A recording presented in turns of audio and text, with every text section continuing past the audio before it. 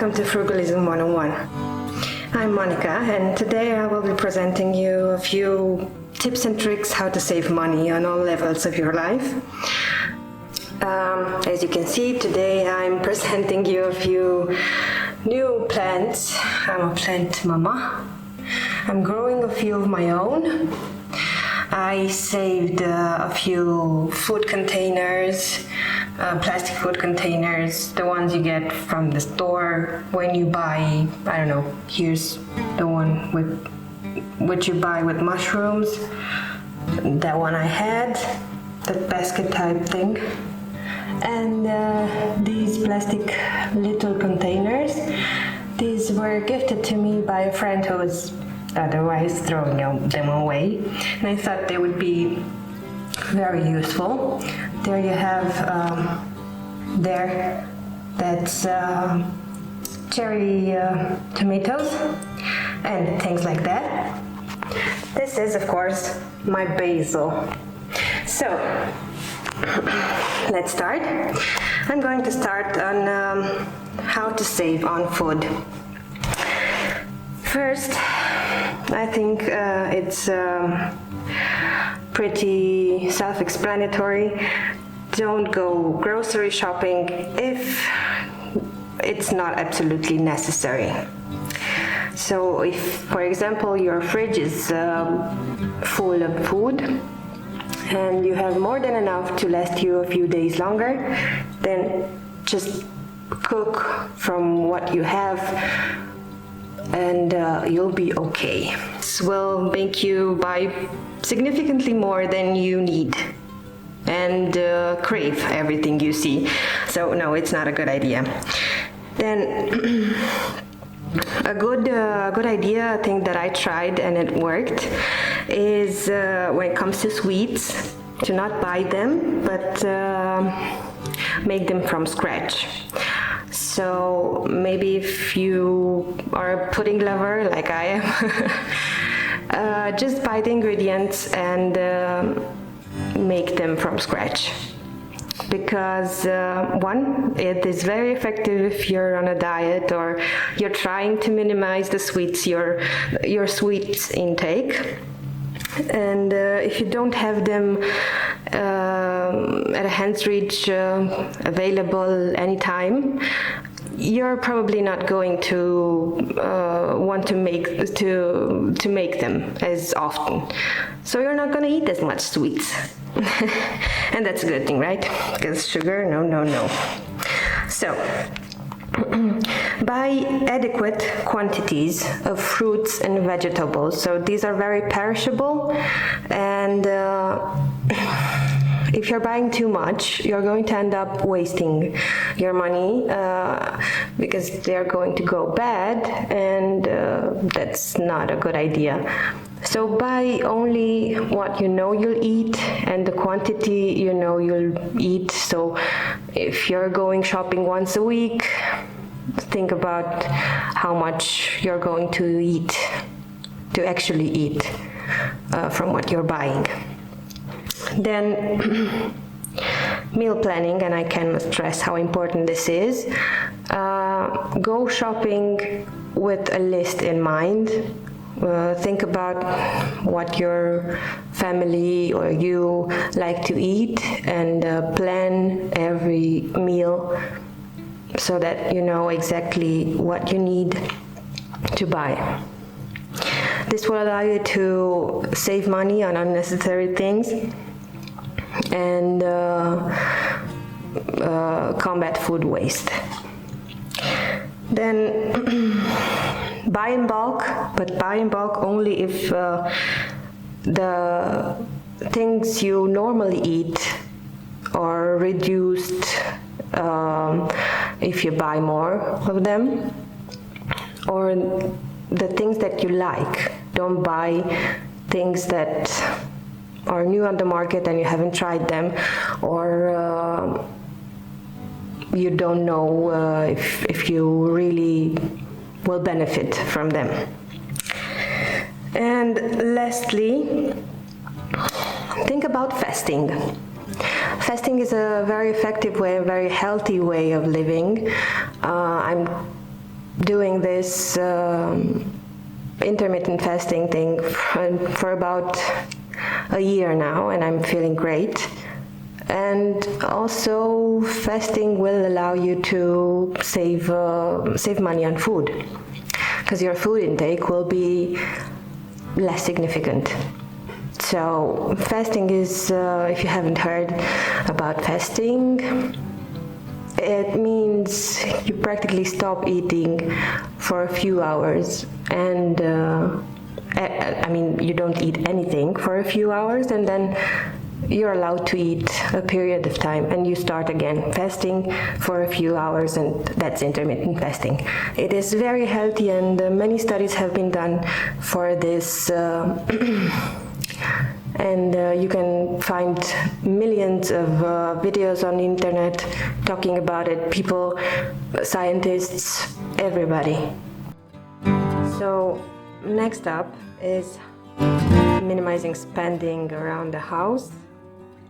So your utilities, we're starting off with minimizing your water consumption. I like to, whenever I'm washing my teeth, for example, as long as I'm brushing my teeth, I'm stopping the water. It doesn't have to run if I don't use it, right? I'm sure you can find many more opportunities to save on water. Next up, electricity. So if you're, for example, not using the lighting in one room, try shutting it down. So next up, electricity. Try saving on electricity whenever possible. Meaning, for example, if you're in the bedroom and the light is on in the kitchen, turn that off. You don't need it. If nobody's there, nobody's using it. Or, for example, another thing I like to do is just, if I'm not using some appliances, just take them out of the socket and whenever needed, put them back in. Then about decorations, because many of us are guilty of buying knickknacks and useless decorations around the house. Just stop buying that. I'm sure you have many, and you can do some DIYs if you're sick of them, or you're trying to change the appearance of your house. But stop buying knickknacks, especially if they're not useful. And if you're buying something multi-purpose, then it's a good idea. But if it's something just for decoration and just because you were bored, no, that's not a good idea. That's money not well spent. So, regarding heating, try not to heat as much. Try to take a pair of socks if you're a bit chilly in the house, or a cardigan around the house. Heating is very expensive, and if you can minimize that way, please do it. That will save you a lot of money. As I mentioned in the beginning of this video, I strongly suggest growing veggies. If you have a garden, if you have a balcony, if you have a window, you can grow a few veggies on your own. As you can see here, I have my cherry tomatoes growing there. I have my basil for house top, some salad and things like that. It's a very good idea because that way you have on hand everything you need, depending on the size of your garden or your terrace or your balcony. You can grow a pretty huge amount of things. And they will be also chemical free and very healthy. Then think about DIYing before buying. Even if you're just starting or you don't normally DIY things, but there are a huge amount of videos on the internet about every project you could think of. Think about painting a can, for example, to use for storing, I don't know, your makeup brushes or something like this. This is pretty easy to do, and many of the DIY projects I did for my house were pretty easy to do, and I made them from scratch or repurposed things. Of course, you have to have an inclination for this, but when it comes to saving money, it's always a good idea to DIY or change the appearance of something yourself before buying something new. It would save you a lot of money. Of course, as I mentioned, repurposing things. So you have a few shelves and you want to do, I don't know, something else out of them. Watch a video and figure out how it's done. If some friend of yours has the materials, the power tools to help you or teach you how to do it, then it's even better. But think strongly about repurposing what you have. Then regarding appliances in the kitchen, for example, I know many of us have a ton of appliances in the kitchen and they're cluttering up our spaces. Some of them we realize after buying that we don't need them, that we actually don't need them because we have other possibilities of doing that thing that they're doing. I would suggest selling them and buying multi-purpose appliances instead of them, or for the future think about buying multi-purpose appliances. And also utensils. Think about the utensils you're actually using, and I would suggest just discarding the ones you're not using. That will save you a bit of space in your cabinets or on your countertops. Next, buy used.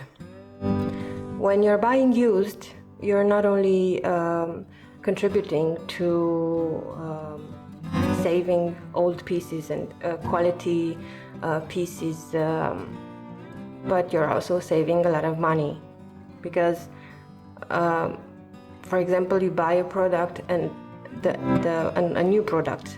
By the time you exit the store, the value of that product decreases by 50%. Lastly, I highly recommend this, is embracing minimalism around the house. So embracing empty walls. You have maybe decorations that you don't like anymore, just take them off the wall or gather them from around the house and embrace the simplicity. There are many things that we are inclined to buy even though we don't need or we don't really want.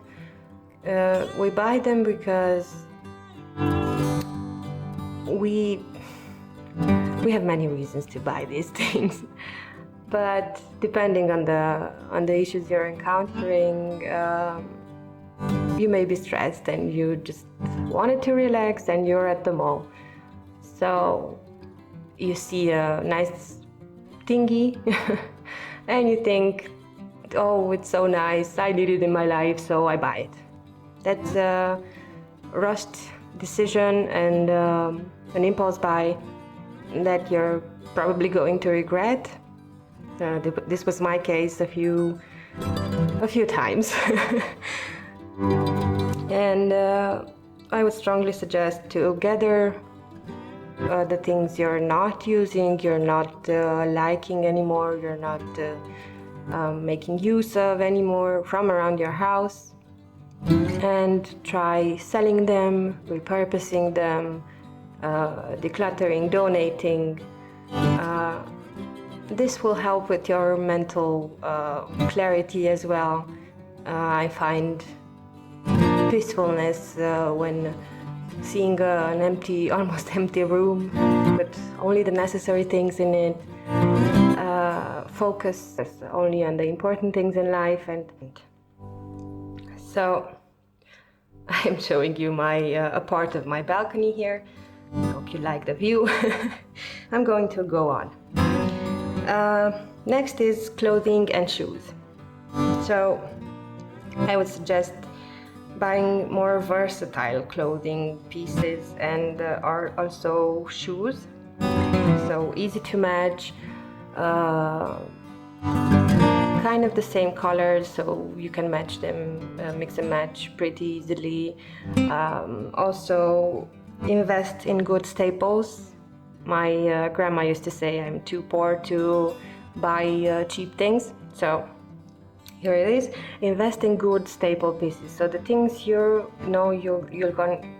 wearing constantly, like for example a pair of sneakers if you're a sneakers person.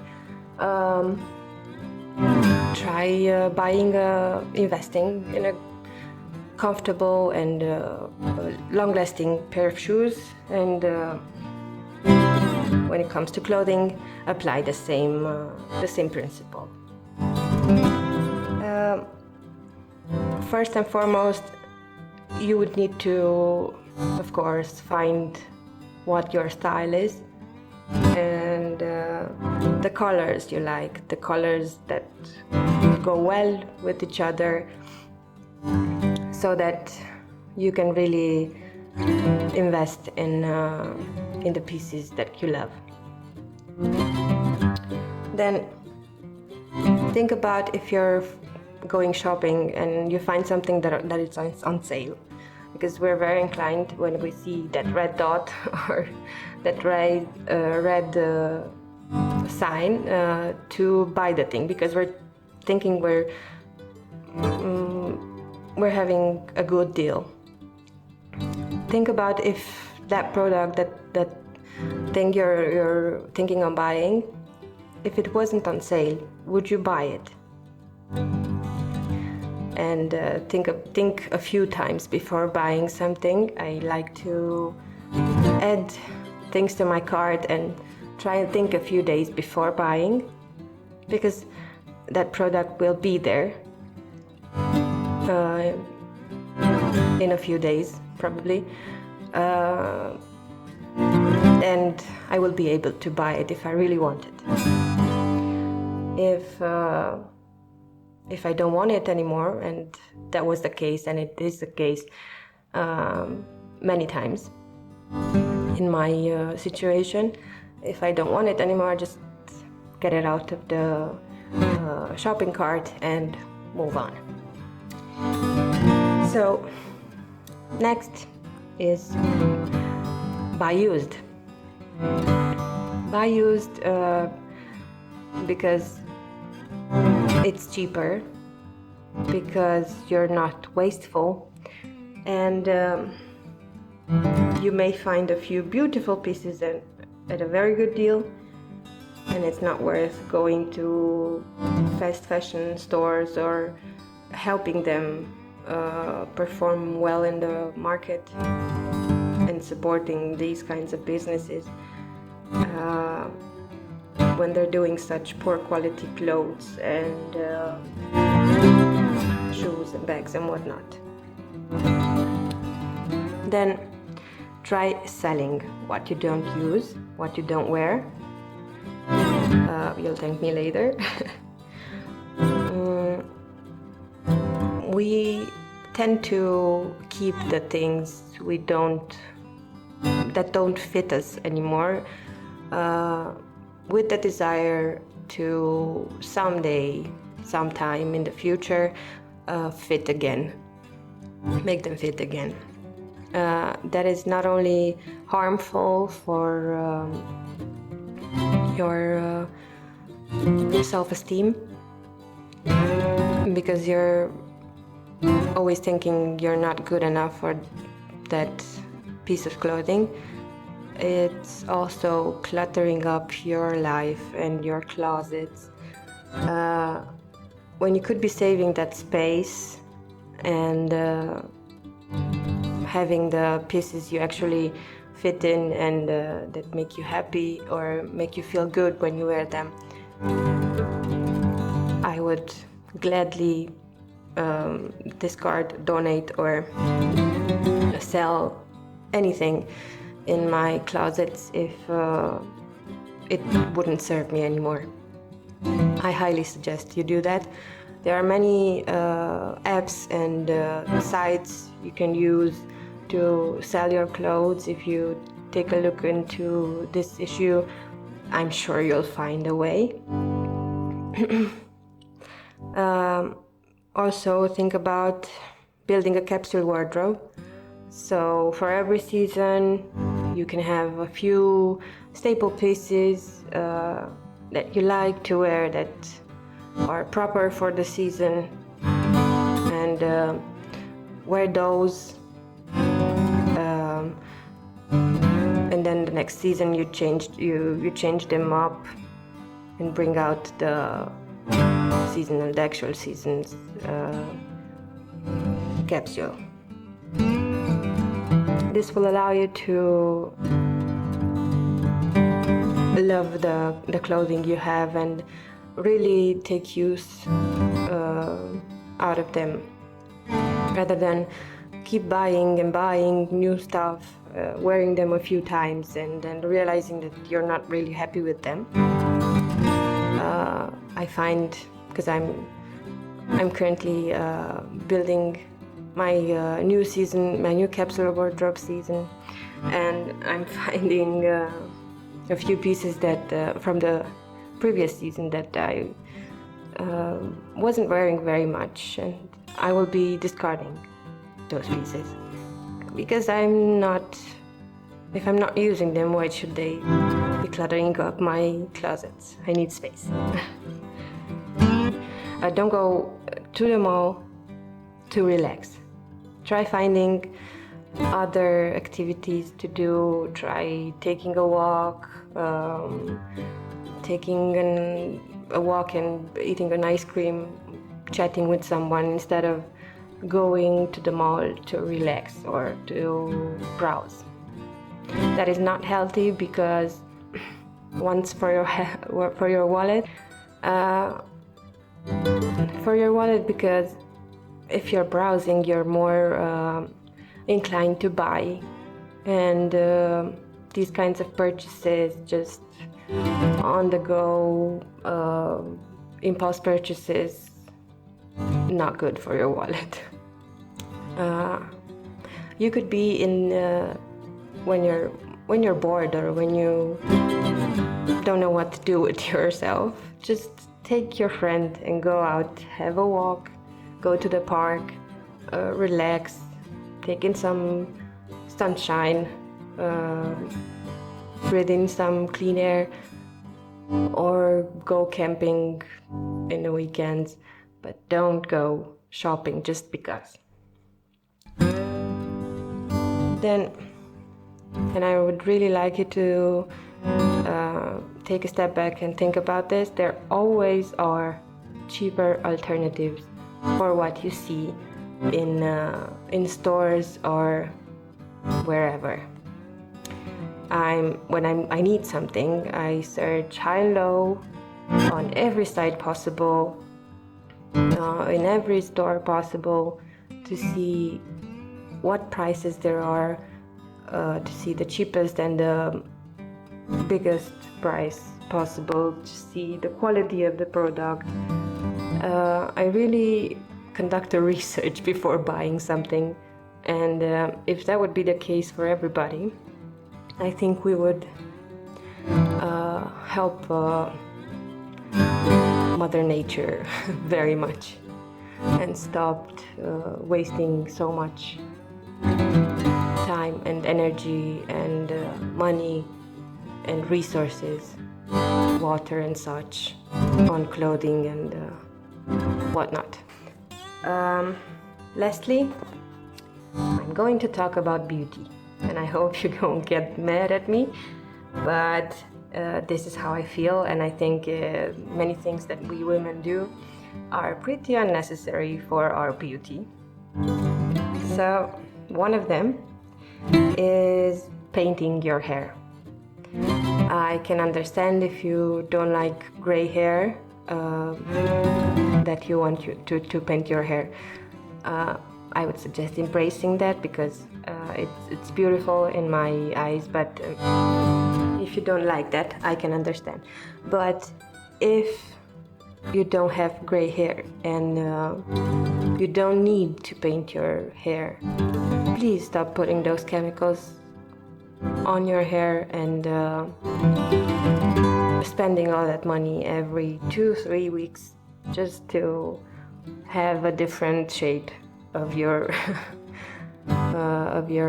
hair.